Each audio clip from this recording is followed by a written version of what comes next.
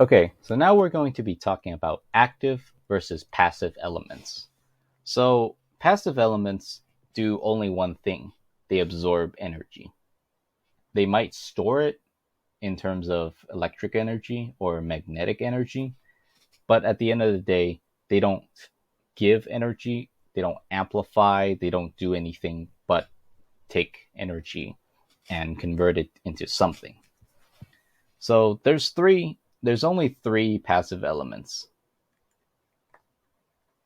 And if you've taken any kind of physics before, they are your they are resistors, they are capacitors,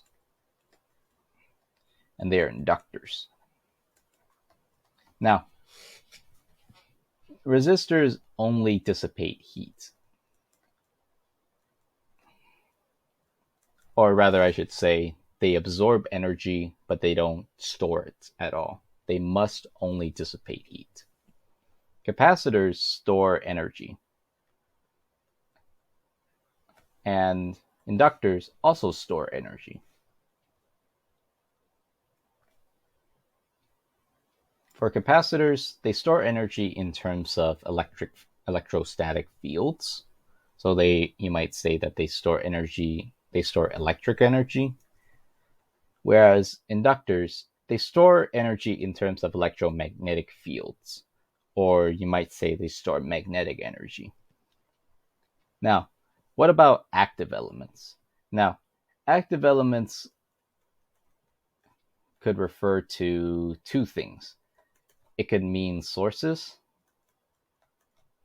it could mean a battery, or it could mean electronic devices.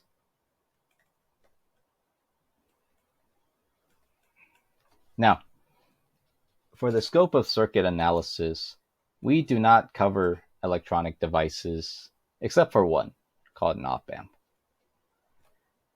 But when it comes to talking about transistors, transistor modeling, when it comes to MOSFETs, MOSFET modeling, we don't care. It's outside our scope of analysis. However, we do care about these two: sources and batteries. Now, in terms of what's the difference between them, I would say just how they're designed, but functionally, they're both the same thing.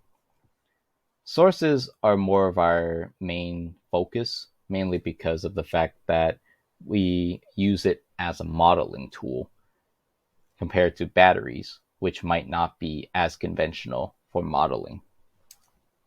Electronic devices are sometimes absent in this circuit analysis, but we might see that we might use something to model an electronic device in the event that we do have to model it. In summary, we have three passive elements: resistors, capacitors, inductors. Resistors only dissipate heat. They absorb energy and they don't give off energy. Capacitors and inductors, they store energy in terms of electric fields or magnetic fields. Active elements consist of sources, batteries, and maybe even electronic devices. We talk about sources and op amps specifically as part of the active elements in our list. Okay, thank you.